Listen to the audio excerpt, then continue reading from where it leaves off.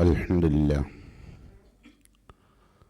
نحمده ونستعينه ونؤمن به ونتوكل عليه ونعوذ بالله من شرور أنفسنا ومن سيئات أعمالنا من يهده الله فلا مضل له ومن يضلل فلا هادي له وأشهد أن لا إله إلا الله وحده لا شريك له وأشهد أن محمدا عبده ورسوله أرسله بالهدى ودين الحق ليظهره على الدين كله ولو كره المشركون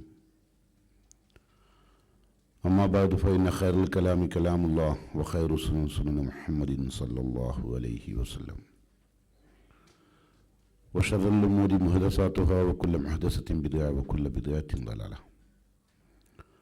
اللهم صل على محمد وعلى آل محمد كما صليت على إبراهيم وعلى آل إبراهيم وبارك على محمد وعلى آل محمد كما باركت على إبراهيم وعلى آل إبراهيم إنك حميد مجيد.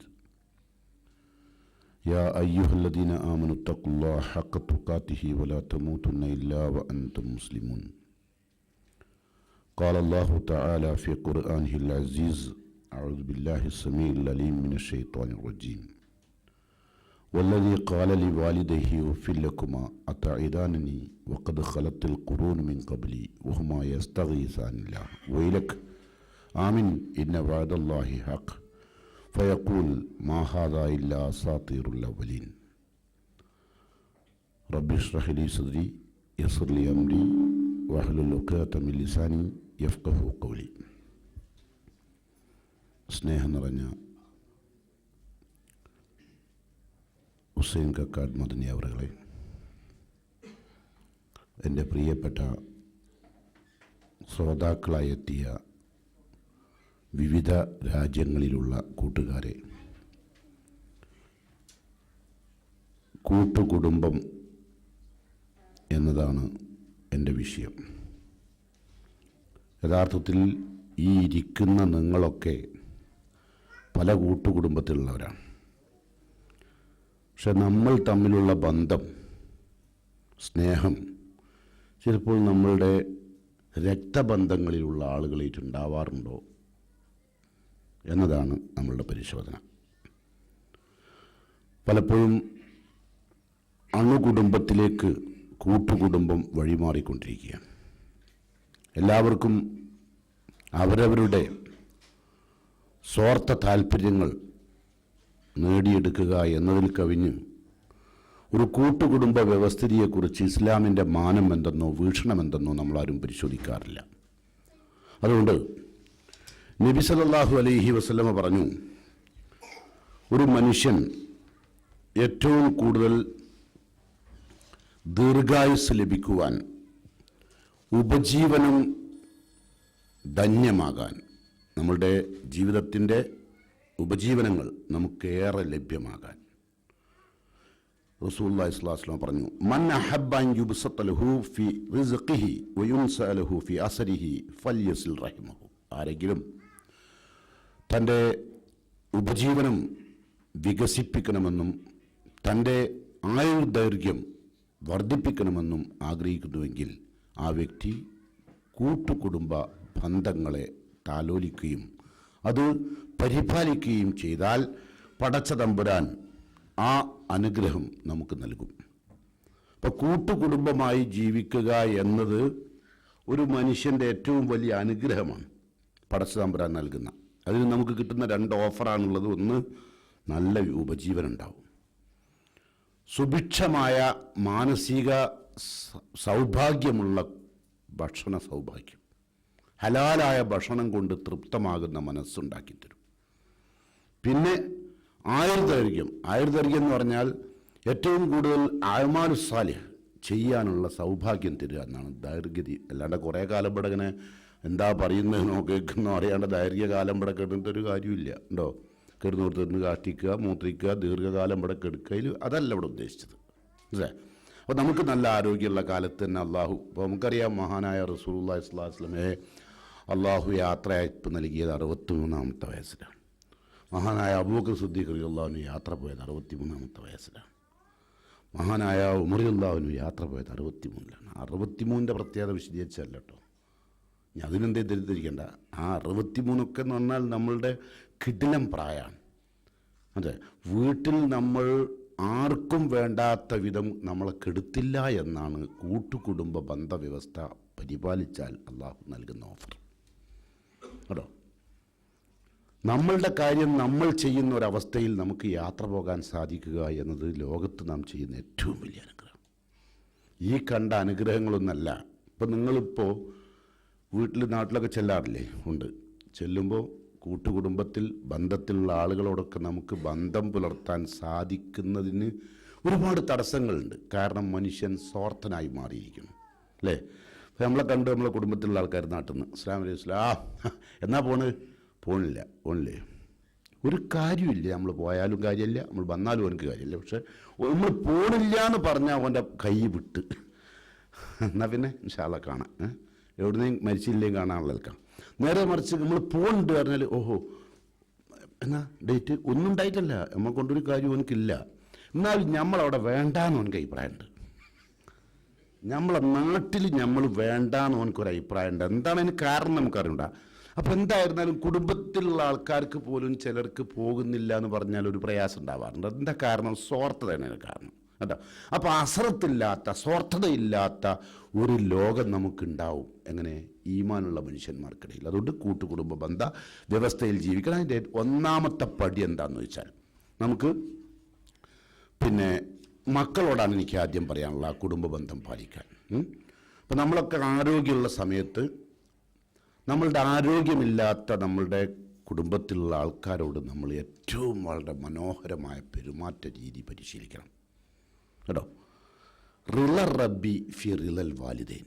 ഉമ്മിയും ബാപ്പി നമുക്ക് good certificate തന്നാൽ നമുക്ക് ഉറപ്പാണ് പടച്ച തമ്പുരാൻ്റെ തൃപ്തി ഉണ്ടാവും.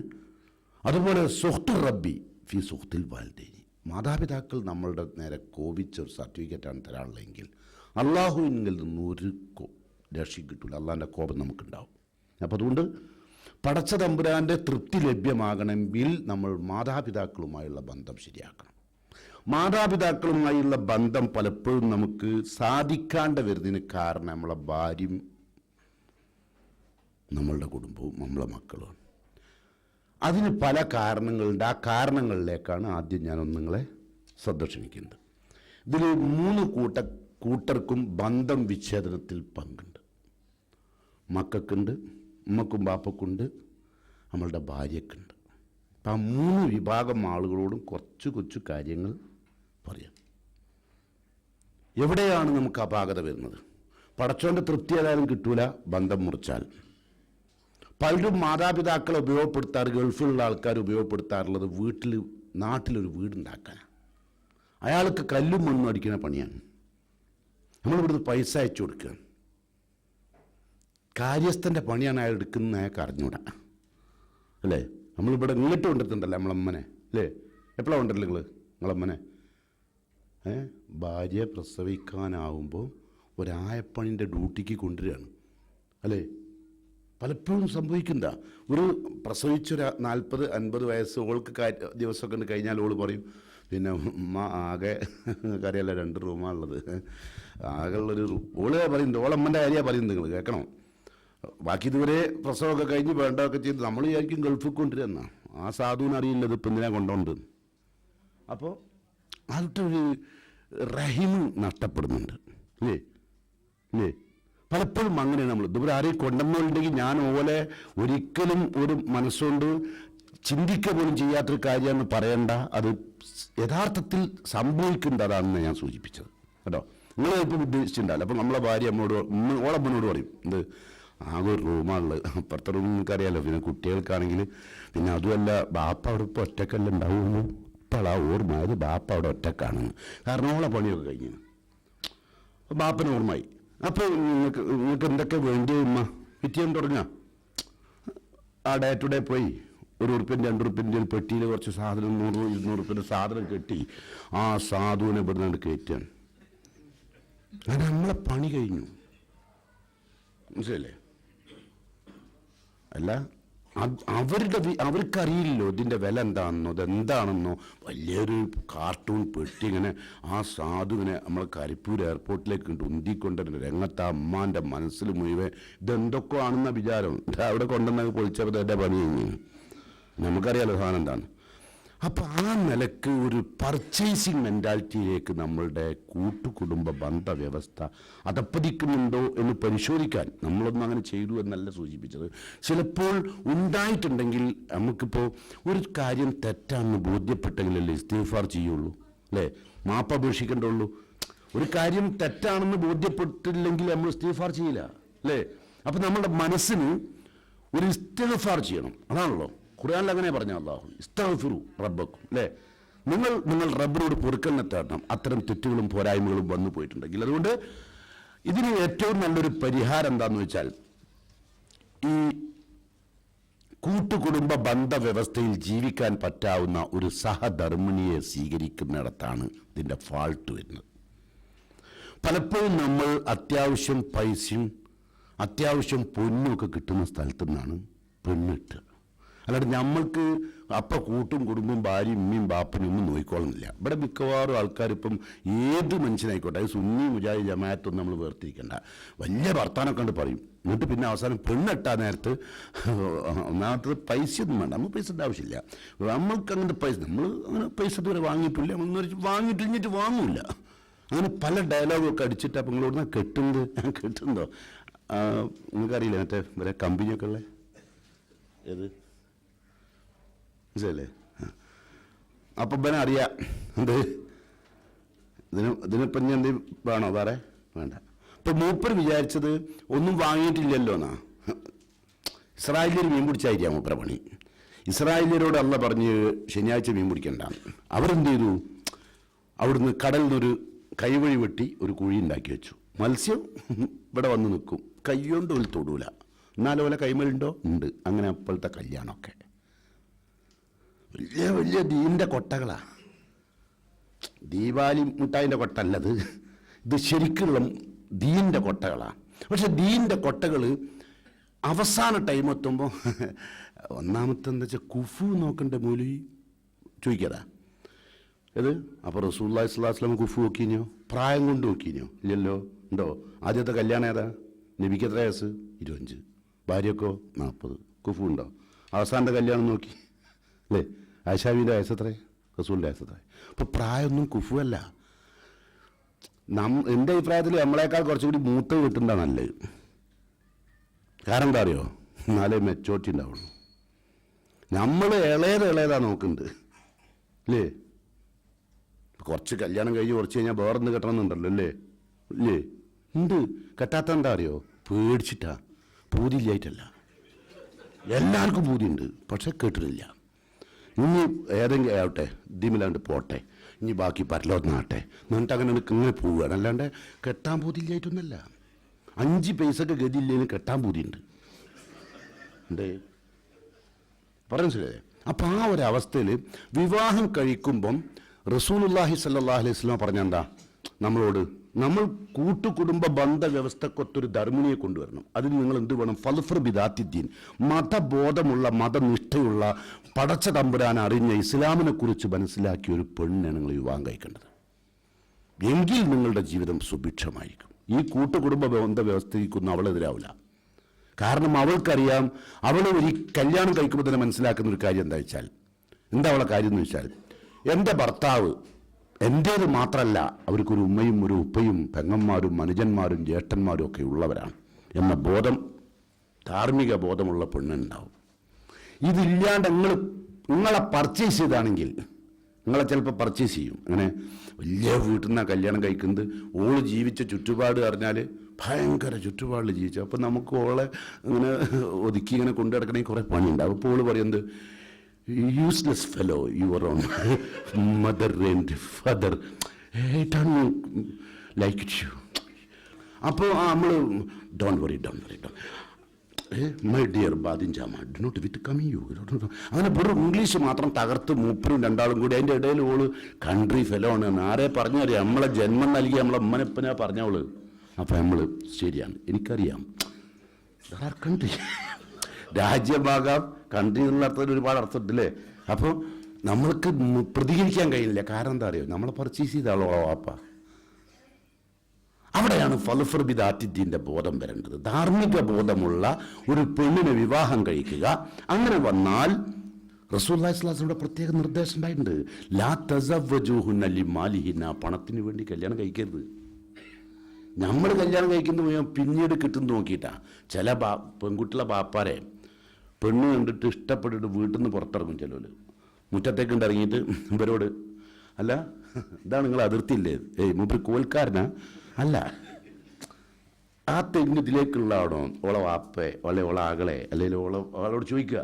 അതിൻ്റെ അർത്ഥം എന്താ, ഇത് ഇനി ഈ കല്യാണം കഴിക്കുന്ന ഈ ചങ്ങായിക്ക് ഇത് വീതിച്ച് കിട്ടണ എന്ത് വേണോ അയാൾ തീരണ്ടേ. അപ്പം ഇപ്പം അയാളെ കൊല്ലാൻ വേണ്ടി വന്നാ എന്തൊക്കെ നോക്കുക. പിന്നെ ചിലർ ഹൈപ്പർ മാർക്കറ്റ് ഉണ്ട്, സൂപ്പർ മാർക്കറ്റ് ഉണ്ട്, ദുബായിൽ അതുണ്ട് ഇതുണ്ട്. വേറെ ചില പെണ്ണിൻ്റെ വീട്ടുകാർ എന്ത് ചെയ്യുന്നു വെച്ചാൽ, ഇത് ഇവളെ അമ്മോൻ്റെതാണ്, ഇത് ചെറിയ അമ്മോൻ്റെതാണ്, മറ്റേ കാണുന്ന വലിയ ബിൽഡിങ് അതാ അത് വലിയ അമ്മോൻ്റെതാണ്. ഈ അമ്മോന് ഓളായിട്ടൊരു ബന്ധവുമില്ല, ഒന്നിട്ട് കിട്ടൂല്ല. പിന്നെ കൊണ്ടേ കാണിച്ചു വിട്ടപ്പോൾ ഇയാൾ വിചാരിച്ചിട്ടുണ്ടാവും കൂട്ടുകുടുംബ ബന്ധ വ്യവസ്ഥയിൽ ജീവിക്കുന്നതല്ലേ ആ ബിൽഡിങ്ങൊക്കെ. ഇവൻ അപ്പോൾ ആ ട്രാപ്പിൽ വീണു എന്ന് പറയുന്നത്. അപ്പോൾ ഓൻ കല്യാണം കഴിച്ച പെണ്ണിനല്ല, ഓൻ ഉദ്ദേശിച്ചത് ഒരു കുടുംബജീവിതമല്ല, അവൻ ഉദ്ദേശിച്ചത് സാമ്പത്തികമായ ഒരു കമ്പനി തുടങ്ങിയതാണ് മൂപ്പര് കല്യാണത്തിൻ്റെ. അവിടെയാണ് ഫാൾട്ട്. അപ്പം അതുകൊണ്ട് വിവാഹം കഴിക്കുമ്പോൾ നല്ല പെണ്ണ് കല്യാണം കഴിക്കണം. ആരാ നല്ല പെണ്ണ് അതറിയണ്ടേ. ഫസാലിഹാത്തു കാനിത്താത്തുൻ, നല്ല വിനയമുള്ള പെണ്ണ്. ഹാഫിലാത്തുൻ ലിൽ ഗൈബ്, ഭർത്താവിൻ്റെ അഭാവത്തിൽ ഭർത്താവിൻ്റെ അഭിമാനം, ഭർത്താവിൻ്റെ സമ്പത്ത്, ഭർത്താവിൻ്റെ മക്കൾ, ഭർത്താവിൻ്റെ എല്ലാ വ്യവസ്ഥതകളെയും മാനിക്കുകയും പരിപാലിക്കുകയും ചെയ്യുന്ന നല്ല പെണ്ണ്. അങ്ങനെയുള്ള പെണ്ണ് മുസ്ലിമാത്തിൻ മുഅ്മിനാത്തിൻ കാനിത്താത്തിൻ തായിബാത്തിൻ ആബിദാത്തിൻ സായിഹാത്തിൻ എന്നൊക്കെ ഖുർആൻ പറഞ്ഞത് അവരെ പറ്റിയാണ്. അങ്ങനെ നല്ല സമർപ്പിച്ച ജീവിതമാണ് നല്ല പെണ്ണതാ. നമ്മൾ മുസ്ലിമത്തായ പെണ്ണല്ല അന്വേഷിക്കാറുള്ളത് ആണോ? സാധാരണ മിക്കവാറും ആൾക്കാർ ദീനിന് പൈസയൊന്നും വേണ്ട, കഴിവൊന്നും വേണ്ട, പിന്നെന്താ പറയല അറിയോ, നമുക്ക് ഒരു അത്യാവശ്യം നല്ല കാണാൻ നല്ല മുഞ്ചുള്ള പെണ്ണായിരിക്കണം. അപ്പോൾ ഈ കാർത്തേറ്റുകളെ കുഴിച്ചിടാൻ പറ്റുമോ? അത് വെളുത്തത് മാത്രം മതി, അതിൻ്റെ മുകളിലൊരു ലാഭമില്ല, അത് വേറെ വിഷയം. അതടക്കട്ടെ, അവിടെയും ഇസ്ലാമിൻ്റെ നിർദ്ദേശം വന്നു, ലാ തസവ്വലു ജൂഹുന്ന ലി ജമാലിഹിന്ന, ഭംഗിക്ക് വേണ്ടി കല്യാണം കഴിക്കുക. കാരണം അതൊക്കെ ആപേക്ഷികമാണ് അല്ലേ, അതൊക്കെ എപ്പോഴും നഷ്ടപ്പെടാവുന്ന കാര്യങ്ങളാണ്. നിങ്ങൾ വിവാഹം കഴിക്കുമ്പോൾ ധാർമ്മിക ബോധമുള്ള, അള്ളാഹ്ക്ക് ജീവിതം സമർപ്പിച്ച, വിനയമുള്ള, തെറ്റുകൾ വന്നു പോകുമ്പോൾ തൗബ ചെയ്യുന്ന, ആരാധനയിൽ കഴിയുന്ന, വ്രതമനുഷ്ഠിക്കുന്ന നല്ല സ്ത്രീകളെയാണ് നിങ്ങൾ വിവാഹം കഴിക്കുന്നത്. അങ്ങനെ വിവാഹം കഴിച്ചാൽ മുസ്ലിമത്തായ പെണ്ണ് അവളുടെ ഏറ്റവും വലിയത് എന്താ വെച്ചാൽ, ഞാനും എൻ്റെ ഭർത്താവുമല്ല ലോകം, എൻ്റെ ഭർത്താവിനൊരു കുടുംബമുണ്ട്. അതുപോലെ ഭർത്താവ് മനസ്സിലാക്കും, ഞാനും എൻ്റെ ഭാര്യയും മാത്രമല്ല ഈ ലോകത്തുള്ളത്, ഞങ്ങൾക്ക് രണ്ടുപേർക്കും രണ്ട് കുടുംബമുണ്ട്. ആ രണ്ട് കുടുംബങ്ങൾ തമ്മിലാണ് ഇപ്പോൾ ബന്ധം നടന്നത്, ഞങ്ങൾ തമ്മിലാണ് നിക്കാഹ് നടന്നത്, ഞങ്ങൾ കുടുംബങ്ങൾ തമ്മിലാണ് എന്ത് വിവാഹം നടന്നത് അല്ലേ. പക്ഷെ നമ്മൾ പലപ്പോഴും മനസ്സിലാക്കാറുള്ളത് നമ്മളുടെ രണ്ട് കുടുംബങ്ങൾ തമ്മിലല്ല, നമ്മൾ ഒറ്റക്കാന്നുള്ള ധാരണയല്ല അല്ലേ. പലപ്പോഴും നമ്മളുടെ ഭാര്യമാർ നമ്മളോട് സംസാരിക്കുമ്പോൾ അല്ലെങ്കിൽ നമ്മൾ സംസാരിക്കുമ്പോൾ ആ നിലക്കാണ് സംസാരിക്കാറുള്ളത്. അതുകൊണ്ട് ഭർത്താവിനെയും അവരുടെ ബന്ധങ്ങളെയും ഭാര്യയെയും അവരുടെ കൂട്ടുകുടുംബ വ്യവസ്ഥകളെയും തകർക്കരുത്. കാറ്റിയുൽ റഹ്മില്ലായതുൽ ജന്ന, ബന്ധം മുറിക്കുന്നവർ സ്വർഗത്തിൽ ഉണ്ടാവില്ല. ചിലപ്പോൾ ചില ആൾക്കാർ പറയും, ഇങ്ങനെയൊക്കെ കല്യാണം കഴിച്ച് ട്രാപ്പ് പെട്ടു പോണ ചില ആൾക്കാരുണ്ട്. ട്രാപ്പ് പറഞ്ഞാൽ മനസ്സിലായി, പൈസ ഇല്ലാത്തതെന്ന് വേറൊന്നുമില്ല. അത് ഞാൻ വിചാരിച്ചിന്ന് എന്നോട് ആരെ വിചാരിക്കാൻ പറഞ്ഞു, സ്വന്തം വിചാരിച്ചതിന് ഉണ്ടാക്കാനാണ്. അപ്പം ഞാൻ വിചാരിച്ചു അങ്ങനെ ഉണ്ട്, രണ്ടു നാളിയന്മാരുണ്ടെന്ന് വിചാരിച്ചു. എന്താണ് യാതൊന്നും ഒന്നിനും കഴിയില്ല, വെറുതെ തെങ്ങ് പോലെ വലുതായി എന്നല്ലാണ്ട് ഞമ്മക്ക് എൻ്റെ പടച്ചോനെ എങ്ങനത്തെ ഒരു കുടുക്കിൽ ഞാൻ കുടുങ്ങി. ഇങ്ങനെയൊക്കെയാണ് ഓളോട് പറയല്. എന്ത് കേൾക്കുമ്പോൾ എങ്ങനെ ഉണ്ടാവും? നമ്മൾ പെണ്ണല്ലേ കെട്ടിയിട്ടുള്ളൂ, എന്നിട്ട് ഓളാങ്ങളാരെ കെട്ടിയല്ലോ ആണോ? ഐറ്റിങ്ങളെ സ്വത്ത് എടുത്ത് തന്നാൽ നിങ്ങൾ എന്ത് പറയും? നല്ല അളിയന്മാരാ, അവിടുത്തെ എടുത്തെന്ന് ഇവിടുത്തെ എടുത്തെന്ന് എനിക്കൊരു പണിയെടുക്കണ്ടാവും. ഞാനങ്ങനെ ഒരു ഭർത്താവായില്ല. അത് ശരിയാണോ? ന്യായമായി ചെയ്യണ്ടേ പ്രവർത്തനം? അപ്പം അതുകൊണ്ട് ഏറ്റവും നല്ല പെണ്ണെന്ന് പറഞ്ഞാൽ ഇസ്ലാമിൻ്റെ കാഴ്ചപ്പാടിൽ റസൂലുള്ളാഹി സ്വല്ലല്ലാഹു അലൈഹി വസല്ലം പറഞ്ഞു, നിസാഉക്കും മിൻ അഹ്ലിൽ ജന്ന, സ്വർഗവാസികളായ സ്ത്രീകൾ എന്ന് പറഞ്ഞാൽ അൽ വദൂദ് അൽ വലൂദ്, ഏറ്റവും കൂടുതൽ പ്രസവിക്കുന്ന, ഏറ്റവും കൂടുതൽ അളവറ്റ് ഭർത്താവിനെ സ്നേഹിക്കുന്ന, പിന്നെ അൽ ഉഹൂദു അലാ സൗജിഹ, ഭർത്താവിനോടുള്ള ബാധ്യതകൾ നിർവഹിക്കുന്ന പെണ്ണ്. അങ്ങനെ ഒരുപാട് കാര്യങ്ങൾ പറഞ്ഞു. നല്ലോണം പ്രസവിക്കണം. നമ്മളെ ജസ്റ്റിസിൻ്റെ വിവരക്കുറവല്ല റസൂലുള്ള പറഞ്ഞത് കേട്ടോ. അത് അദ്ദേഹത്തിൻ്റെ സ്വന്തം കണ്ടുപിടുത്താണ്. മൗലികമായ മനുഷ്യരുടെ ഇസ്ലാമിൻ്റെ ധാർമ്മികതയ്ക്ക് നേരെ നടത്തിയ കടന്നുകയറ്റമാണ്. അത്തരം ധാർമ്മികതയ്ക്ക് നേരെയുള്ള കടന്നുകയറ്റത്തെ ഇസ്ലാം അംഗീകരിക്കുന്നില്ല. കൂടുതൽ പ്രസവിക്കുന്ന പെണ്ണുങ്ങളാണ് ഏറ്റവും അഹ്ലുൽ ജന്നാന, സ്വർഗവാസിനികളായ പെണ്ണ് കൂടുതൽ പ്രസവിക്കുന്നവളാണ്. അപ്പം നമ്മളിപ്പോൾ എന്താ പറഞ്ഞു വെച്ചാൽ നമ്മൾ രണ്ട്, ഞമ്മക്ക് രണ്ട്, അധികം വേണ്ട. കാരണം പഠിപ്പിക്കാൻ കഴിയില്ല, തിന്നാൻ കൊടുക്കാൻ കഴിയില്ല, നയിക്കാൻ കഴിയില്ല. അതുകൊണ്ട് അങ്ങനെ വേണ്ട. അപ്പം നമ്മളിപ്പോൾ അധിക പെണ്ണുങ്ങൾ നോക്കേണ്ടത് കംപ്ലീറ്റിൻ്റെയും ബ്ലാഡർ കട്ട് ചെയ്താണല്ലോ അല്ലേ? എല്ലാത്തിൻ്റെ കട്ട് എന്തേ ഒരു മഴ. എന്താ മഴ ഇതല്ല, ഇത് വർക്കിംഗ് അല്ല. വർക്കിംഗ് ഇല്ലാത്തൊരു സാധനം അകത്ത് കൊണ്ട് ചളി പിടിച്ച് അത് ആകെ നശിച്ച് വീർത്ത് വൃത്തികേടായി അത് മുറിച്ചിട്ടാളാണ് അല്ലേ? അധിക ആളുകൾ ശരിയല്ലേ? നല്ലോണം പ്രസവിക്കുന്ന പെണ്ണുങ്ങളാണ് ഏറ്റവും നല്ല സ്വർഗവാസിനികളായ പെണ്ണുങ്ങൾ. നമ്മളെ തീരുമാനോ ഇവിടെ ജീവിക്കാൻ കഴിയില്ലെന്നാ? ഇവിടെ ജീവിക്കാൻ കഴിയില്ലെന്ന് ആര് പറഞ്ഞു? ഇവിടെ സ്ഥലമില്ലാന്ന് ആര് പറഞ്ഞു? എവിടുത്തെ കണ്ടുപിടുത്താണ്? മനുഷ്യന്മാർ കൂടുതലുള്ളതനുസരിച്ച് ഊർജം കൂടുതലുണ്ടാവില്ലേ? പ്രവർത്തനങ്ങൾ കൂടൂലേ? ആളുകളുടെ രംഗം നിങ്ങൾ പഠിപ്പിക്കുന്ന സ്കൂളിൽ പഠിപ്പിക്കാനും കുട്ടികളുടെ എണ്ണം കൂടുമ്പോൾ ഇപ്പം ഗവൺമെൻറ് സ്കൂളിൻ്റെ സ്ഥിതി എന്താ? ഏത് അധ്യാപകർക്കാണ് ജോലിയുള്ളത് അല്ലേ? ഒരുപാട് അധ്യാപകർ ബുദ്ധിമുട്ടിയില്ലേ? ഇനിയും അപകടത്തിലേക്ക് അത് പോകാൻ പോകുന്നത്. ഒരു സ്കൂളിലും കുട്ടികളില്ല, എല്ലാം പ്രൈവറ്റിലുള്ളത് ഉണ്ടെങ്കിൽ തന്നെ. അപ്പം അത് നമ്മളുടെ ജീവിതത്തിൻ്റെ ഏറ്റവും വലിയ അപകടാവസ്ഥയിലേക്ക് പോയിക്കൊണ്ടിരിക്കുകയാണ്. അതുകൊണ്ട് ഇങ്ങനെ മതബോധമുള്ള ഒരു പെണ്ണിനെ കിട്ടാൻ ആണ് യഥാർത്ഥത്തിൽ കൂട്ടുകുടുംബ വ്യവസ്ഥയുമായി ബന്ധപ്പെട്ട് ജീവിക്കുന്ന ഒരു ആണായാലും പെണ്ണായാലും ആഗ്രഹിക്കേണ്ടത്. മഹാനായ അലി റളിയല്ലാഹുവിൻ്റെ ജീവിതത്തിലേക്ക് ഞാൻ ഒരു വെളിച്ചം, ഒരൊറ്റ മിന്നാട്ടം. എന്താ? റസൂലുള്ളാഹി സ്വല്ലല്ലാഹു അലൈഹി വസല്ലമയുടെ ഓമന പുത്രിയായ ഫാത്തിമ റളിയല്ലാഹു അൻഹയെ അവരുടെ ജീവിത നിഷ്ഠയും വിശുദ്ധിയും ധാർമ്മികമായ അവരുടെ അവസ്ഥയും കണ്ടു മനസ്സിലാക്കിയ അലി റളിയല്ലാഹു അൻഹുവിന് ഫാത്തിമ ബീവിയെ കെട്ടിയ തരക്കേടിലാണ്. പലപ്പോഴും അദ്ദേഹം ആഗ്രഹിച്ചതാണ്. റസൂലുള്ളാഹിൻ്റെ സ്വത്തെന്താ നമുക്കറിയാലോ. അപ്പോൾ സ്വത്തല്ല ഇവിടുത്തെ പ്രശ്നം മനസ്സിലല്ലോ. അപ്പോൾ കല്യാണം കഴിക്കണമെന്ന് വലിയ ആഗ്രഹമുണ്ട്. പക്ഷേ ആ ആഗ്രഹങ്ങൾക്കൊത്ത് വിവാഹം കഴിക്കാൻ അലി അള്ളാഹുനു തയ്യാറാണെങ്കിലും ചോദിക്കാൻ ധൈര്യമില്ല. ഒരിക്കൽ ഒരു കൂട്ടം അൻസാരികൾ അലി അള്ളാഹിനോട് ചോദിച്ചല്ല, നിങ്ങൾക്ക് അങ്ങോട്ട് ചോദിച്ചുവിട്ടെ റസൂലിനോട്. അപ്പോൾ ഒരു ദിവസം അലി അള്ളാഹിന് എന്തായാലും മള്ളൊന്ന് ചോദിച്ചാളെ അയച്ചാണ് ചെന്നു. അപ്പോൾ റസൂലിൻ്റെ അടുത്ത് ചെന്നിട്ട് അവിടെ അങ്ങനെ നിന്നു. അപ്പോൾ അദ്ദേഹം ചോദിച്ചു, നബി സല്ലല്ലാഹു അലൈഹി വസല്ലം ചോദിച്ചു, അല്ല അബൂ താലിബിൻ്റെ മോനെന്താ വേണ്ടത് എന്ന് ചോദിച്ചു. അപ്പോൾ അദ്ദേഹം പറഞ്ഞു, അങ്ങയുടെ മകൾ ഫാത്തിമയാണ് വേണ്ടത്. റസൂലുള്ളാഹി സ്വല്ലല്ലാഹു അലൈഹി വസല്ലം മറുപടി പറഞ്ഞു, മർഹബ വാഹിലൻ വാഹില, കുടുംബത്തിലേക്ക് ഒരാൾക്ക് കൂടി സ്വാഗതം. അങ്ങനെ അത്രേ വേണ്ടു.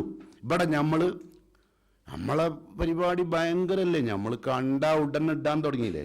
കണ്ടവസാരം പല സ്ഥലത്തുമാണ്. എന്തെല്ലാം ജാതി പരിപാടികളാണ്. എൻ്റെ റബ്ബേ, മുട്ടായി കൊടുക്കൽ, ലോയക്കാരെ ഇഷ്ടപ്പെടുത്തൽ, നിക്കാഹ് കണ്ടു ഇഷ്ടപ്പെട്ട് കഴിഞ്ഞാൽ ബീച്ചിൽ കൊണ്ടോക്ക്, കുറച്ച് മണും കോണൊക്കെ കണ്ടിട്ട് അറിഞ്ഞ വെച്ചാൽ ഒഴിവാക്കൽ, ഇതൊക്കെ നടക്കുന്നുണ്ട്. നാട്ടിലെന്തെല്ലാം പല നടക്കുന്നുണ്ട് അല്ലേ? നമ്മളിപ്പോൾ അങ്ങോട്ട് ചെല്ലും, നമ്മളും അതേമാതിരി തന്നെ കല്യാണം കഴിഞ്ഞതിൻ്റെ മുമ്പ് തന്നെ ഒരു ഫോൺ വിളിക്കുന്നു, വർത്തമാനം പറഞ്ഞു, ഒരു വിരോധമില്ല. എങ്ങനെയെങ്കിലും ഇതുകൊണ്ട് കഴിച്ചിലായി കിട്ടിയാൽ മതി. ഇതൊരു പേട്ടേങ്ങ പോലെ നമ്മൾ കൊടുത്തയക്കുന്നത്. ലോകത്തെ ഏറ്റവും ഉന്നതമായ മുതലാണ് ആര്? ഈ ദുനിയാവിലെ ഏറ്റവും മുന്തിയ മുതലേതാ? ആണാന്നല്ല റസൂലുള്ള പറഞ്ഞത്. അദ്ദുനിയ മത്താഉൻ വ ഖൈറു മത്താഇ ദുനിയാൽ മർഅത്തു സാലിഹ അല്ലേ? ഏറ്റവും നല്ല പെണ്ണല്ലേ ഏറ്റവും നല്ല മുതൽ ദുനിയാവിലെ. അതുകൊണ്ട് ആ പെണ്ണിന് നിങ്ങൾ ഒരു കാരണവശാലും എന്താക്കരുത്, ധാർമ്മികതയുടെ അതിർവരമ്പിൽ നിർത്തിക്കൊണ്ടുള്ളൊരു വിവാഹം നടത്തിയാലേ നിങ്ങൾക്ക് കുടുംബ ബന്ധം നിലനിർത്തിക്കൊണ്ടാൻ കഴിയുള്ളൂ. അല്ലെങ്കിൽ അവൾ അടർത്തും. കല്യാണം കഴിഞ്ഞ് കുറച്ച് കഴിഞ്ഞാൽ അവൾ പറയും, എനിക്ക് നിങ്ങളെ ഇവിടെ നിൽക്കാൻ കഴിയില്ല. ഒന്നാമത്തത് നിങ്ങളമ്മ ഉണ്ടല്ലോ അല്ലേ? ചിലവർ പറയും, നിങ്ങളെ കാക്കണ്ടല്ലോ, നിങ്ങളെ കാക്കൻ്റെ നോട്ടം ശരിയല്ല. അത് പുതിയൊരു ഐഡിയ. അതുപോലെ അതും ഒക്കെ അങ്ങനെ ഉപയോഗിച്ചിട്ട് നമ്മളിപ്പോൾ നമ്മളങ്ങനെ നമ്മളുടെ കരളിൻ്റെ കരളായി, നമ്മളെ ഹൃദയത്തിൻ്റെ പൂവായി നമ്മൾ കാണുന്നവരായിരിക്കും നമ്മളുടെ അഞ്ചനും നമ്മളുടെ ഏട്ടനും നമ്മളുടെ ഉമ്മയൊക്കെ. ഇവരെന്ത് ചെയ്യും? ദീനില്ലാത്ത പെണ്ണാണെങ്കിൽ മെല്ലെ നമ്മളോട് പറയും, ഞാൻ എത്ര വേണേ സഹിച്ചോളാം, നിങ്ങളമ്മനെ സഹിക്കാൻ കഴിയായിട്ടാണ് മുത്തേ. അപ്പോൾ രാത്രിയാവുമ്പോൾ പ്രത്യേകിച്ച് നമ്മളിത് കേട്ടിട്ട് ബേജാറാവണ്ട, നമുക്കൊരു വാടക വീട് എടുത്തിട്ട് പോയിക്കളാം. അങ്ങനെ ഞാൻ എന്നെ വിട്ടുകൊടുക്കാൻ ഉദ്ദേശിക്കുന്നില്ല. ആ വിവരം ഇയാൾ വിട്ടുകൊടുക്കൂല എന്നുള്ള വിവരം രാവിലെ പല്ലിയൊക്കെ മനസ്സിലാവും. ഇതിങ്ങനെ തേക്കുമുണ്ടല്ലേ മറ്റവൻ്റെ മുഖത്ത് നോക്കിയിട്ട് നിന്ന് പോവുകയാണ്. അതാണ് അതിൻ്റെ അടയാളം. ഞാൻ നാളെ പോകണുള്ളൂ, ഇത് ഇവിടുന്ന് ഇറങ്ങുക കേട്ടോ. അപ്പോൾ ആ ഒരവസ്ഥയിലേക്ക് ഇവർ അതപ്പതിക്കുക, ബന്ധം വിച്ഛേദിക്കുക. കാരണം ഈ പെണ്ണിൻ്റെ തലയണ മന്ത്രം ഭയങ്കര ഐപ്പവറാണ്. ആ ഐപ്പവറുള്ള പെണ്ണിൻ്റെ തലയണ മന്ത്രത്തിൽ കുടുങ്ങാനേ ഹെൻപക്കടായ നമ്മൾക്ക് കഴിഞ്ഞുള്ളൂ. ഒരു പെണ്ണുങ്ങളെ മാപ്പിള ആയിട്ട് നടക്കുക, ചിലവർ ടൗസറും കുപ്പായൊക്കെ ഇട്ടിട്ട്. ഓള് പറയും പോലെ ബന്ധം മുറിച്ചാൽ വേണ്ട, എന്ത് മുറിച്ചാൽ വേണ്ട. ഞാൻ വെറുതെ പറഞ്ഞല്ല, റസൂലുള്ളാഹി സ്വല്ലല്ലാഹു അലൈഹി വസല്ലം പറയുകയാണ്. ലോകാവസാനത്തിൻ്റെ അടയാളം ചോദിച്ചവർ പറഞ്ഞു, അത്താർ റജുലു ഇമ്രഅത്തഹു, ഭാര്യമാർ പറയുന്നതനുസരിച്ച് നടക്കുന്ന ഭർത്താക്കന്മാർ രംഗത്ത് വരും. ഭാര്യമാർ പറയുന്നതനുസരിച്ച് നടക്കുന്നേ, അത് ലോകാവസാനത്തിൻ്റെ അടയാളം, അശ്റാത്തുസാൻ. അപ്പോൾ ആ ഒരവസ്ഥയിലേക്ക് നമ്മൾ അതപ്പതിക്കും. അപ്പോൾ നമ്മളുടെ കുടുംബ ബന്ധ വ്യവസ്ഥ നിലനിർത്തണമെങ്കിൽ എന്നോടും തുടങ്ങണം. എന്താ ഇപ്പോൾ പറഞ്ഞതിനോട് ഞാൻ വിവാഹം കഴിക്കുന്നിടത്ത് സാലിഹത്തായൊരു പെണ്ണെ വിവാഹം കഴിക്കാൻ ശ്രദ്ധിക്കുക, ധാർമ്മിക ബോധമുള്ളൊരു പെണ്ണെ വിവാഹം കഴിക്കാൻ ശ്രദ്ധിക്കുക, സമ്പത്തിന് പ്രാധാന്യം കൊടുക്കാതിരിക്കാൻ ശ്രദ്ധിക്കുക, ഭംഗിക്കല്ല പ്രാധാന്യം കൊടുക്കേണ്ടത് ധാർമ്മിക നിഷ്ഠക്കാണെന്ന് ബോധ്യപ്പെടുക. അങ്ങനെ ബോധ്യപ്പെട്ടൊരു പെണ്ണാണെങ്കിൽ നിങ്ങൾക്ക് തന്നെ ചിലപ്പോൾ കിട്ടിയിട്ടുണ്ടാവും, അങ്ങനത്തെ കിട്ടിയിട്ടുണ്ട്. എന്താ നിങ്ങൾ ചിലപ്പോൾ നിങ്ങളെ അമ്മാനോട് പറഞ്ഞാൽ ഓള് പറയും, നിങ്ങൾ എന്ത് വർത്താനം പെറ്റമ്മനോടാണ് നിങ്ങളിങ്ങനെ സംസാരിച്ചത്, നിങ്ങളെ ചിലവ് കൊടുക്കേണ്ടിച്ചിട്ടാണ് അമ്മ അങ്ങനെ കേൾക്കേണ്ടി വരുന്നത്. കൊളുത്തിയിരുത്തും നമ്മളെ, അല്ലേ? ആണല്ലേ? ഒരു റസൂലുള്ളാഹി സ്വല്ലല്ലാഹു അലൈഹി വസല്ലം വിശുദ്ധ ഖുർആനിലൊരു ആയത്ത് സഹാബത്തിനെ പഠിപ്പിച്ചു. അല്ലദീന യക്നിദൂന ദഹബ വൽ ഫിദ്ദ വലാ യുൻഫിഖൂനഹാ ഫീ സബീലില്ലാഹ് ഫബശ്ശിർഹും ബിഅദാബിൻ അലീം. സൂറത്ത് തൗബയിലെ ഈ ആയത്ത് സഹാബത്തിന് വിശദീകരിച്ചു കൊടുത്തു റസൂലുള്ളാഹി. അപ്പോൾ പിന്നെ അവിടെ നമ്മൾ ശ്രദ്ധിക്കേണ്ടത്, സക്കാത്ത് കൊടുക്കാതെ സമ്പത്ത്, സ്വർണവും വെള്ളിയും ശേഖരിച്ചു വെക്കുന്ന ആളുകൾ. അല്ലദീന യക്നിസൂന ദഹബ വൽ ഫിദ്ദ വലാ യുൻഫിഖൂനഹാ ഫീ സബീലില്ലാഹ് ഫബശ്ശിർഹും ബിഅദാബിൻ അലീം. വേദനാജനകമായ ശിക്ഷ ഉണ്ടെന്ന് അറിയിക്കാൻ പറഞ്ഞു. അപ്പോൾ റസൂലുള്ളാഹി സ്വല്ലല്ലാഹു അലൈഹി വസല്ലമയോട് സഹാബത്ത് ചോദിച്ചു, അല്ലാഹുവിൻ്റെ റസൂലെ, ദുനിയാവിന്ന് വെള്ളിയും സ്വർണവും സമ്പാദിക്കാൻ പറ്റില്ല, പിന്നെ എന്താ സമ്പാദിക്കേണ്ടത് ചോദിച്ചു. റസൂലുള്ളാഹി സ്വല്ലല്ലാഹു അലൈഹി വസല്ലമയുടെ മറുപടി, ലിസാനൻ ദാക്കിറൻ, അള്ളാഹുവിനെ സ്മരിക്കുന്ന ഒരു നാവ്, കൽബൻ ഷാക്കിറൻ, പടച്ചോൻ ചെയ്തു തന്ന അനുഗ്രഹങ്ങൾക്ക് നന്ദി കാണിക്കുന്നൊരു മനസ്സ്, സൗജത്തൻ മുഅ്മിനത്തൻ, വിശ്വാസിനിയായൊരു ഭാര്യ. എങ്കിൽ തുഈനു ബി അംരിൽ ആഖിറ, പരലോകത്തിൻ്റെ നിങ്ങളുടെ യാത്രക്ക് ഉപകരിക്കും വിധം അവൾ നിങ്ങളെ സഹായിക്കും. ആര്? നമ്മളെ ഭാര്യ കേട്ടോ. അല്ലെങ്കിൽ നമ്മൾ എന്ത് ചെയ്യും? പരലോകത്തേക്ക് നമുക്ക് നാശമുണ്ടാക്കുന്ന പ്രവർത്തനങ്ങൾ ചെയ്യും. അപ്പോൾ എന്തു വേണം? ധാർമ്മിക ബോധമുള്ള, പടച്ചതമ്പുരാനെ ഭയപ്പെടുന്നൊരു പെണ്ണിനെയാണ് വിവാഹം കഴിക്കേണ്ടത്. ആ ഒരു ധാരണയിലേക്ക് നമുക്ക് എത്തണമെങ്കിൽ ഒരുപാട് നമ്മൾ ചിന്തിക്കേണ്ടതുണ്ട്. റസൂലുള്ളാഹി സ്വല്ലല്ലാഹു അലൈഹി വസല്ലം പറഞ്ഞു, മൻ റസഖഹുല്ലാഹു ഇംറഅത്തൻ സാലിഹത്തൻ ഫഖദ് ആനഹു അലാ ശത്രി ദീനിഹി. ഒരു മനുഷ്യൻ അള്ളാഹു ദീനുള്ളൊരു പെണ്ണെ കൊടുത്താൽ, കിട്ടിയാൽ, അവൻ്റെ ദീനിൻ്റെ പകുതി ഭാഗം അവൻ നേടിക്കഴിഞ്ഞു. ഇനി പകുതിയെ വേണ്ടു. ഫൽ യത്തഖില്ലാഹ ഫി ശത്രി സാനിന. രണ്ടാം വകുപ്പ് നിങ്ങൾ കുറച്ച് തഖ്വയോടുകൂടി ജീവിക്കുകയും ചെയ്താൽ സ്വർഗ്ഗം ഉറപ്പായി. പക്ഷെ ഇതെവിടുന്ന് കിട്ടും ഈ ദീനുള്ള പെണ്ണിനെ? ദീനുള്ള പെണ്ണ് എന്ന് പറഞ്ഞാൽ അതിൻ്റെ കൺസെപ്റ്റ് മനസ്സിലായില്ലേ? എന്താണ്? നല്ല വിനയമുള്ളവളായിരിക്കും, ഫസാലിഹാത്തു ഖാനിത്താത്തുൻ ഹാഫിളാത്തുൻ, ഭർത്താവിൻ്റെ അഭാവത്തിൽ ഭർത്താവിൻ്റെ അഭിമാനത്തിന് പോറൽ സംഭവിക്കുന്ന ഒരു പ്രവർത്തനവും അവരുടെ ഭാഗത്തുനിന്നുണ്ടാവില്ല. അങ്ങനെ ഭർത്താവിൻ്റെ കുടുംബത്തിന് വിഷമമുണ്ടാക്കുന്ന ഒരു കാര്യവും ഉണ്ടാവില്ല. ഇപ്പം സാധാരണ ഭാര്യയും ഭർത്താവും എന്ന് പറഞ്ഞാൽ വിവാഹം കഴിക്കുന്നതോടുകൂടി രണ്ട് ധ്രുവങ്ങളിൽ കഴിഞ്ഞ ആളുകൾ തമ്മിൽ പരസ്പരം അടുക്കുകയാണ്. അപ്പോൾ ഒരുപാട് വ്യത്യാസം ഉണ്ടാവും. നമ്മളെ ഭാര്യ എന്ന് പറഞ്ഞാൽ നമ്മളെന്ന് പറഞ്ഞാൽ അല്ലേ, ഒരുപാട് ചിന്തയിലും ബുദ്ധിയിലും നമ്മളുടെ ഓരോ ചലനങ്ങളിലും ഒരുപാട് വ്യത്യാസം ഉണ്ടാവും. ഈ വ്യത്യാസങ്ങളൊക്കെ നമ്മൾ മനസ്സിലാക്കണം. ഇവൾ മറ്റൊരു കുടുംബത്തിലുള്ളവളാണ്. അവളെ മാനസികമായിട്ട് നിങ്ങൾ ഒരിക്കലും വേദനിപ്പിക്കരുത്. ഒരു ഭാര്യയെ മാനസികമായി വേദനിപ്പിച്ചിട്ട് നിങ്ങൾക്ക് ഒരു കൂട്ടുകുടുംബ ബന്ധ വ്യവസ്ഥ മുന്നോട്ടുണ്ടാകാൻ കഴിയില്ല.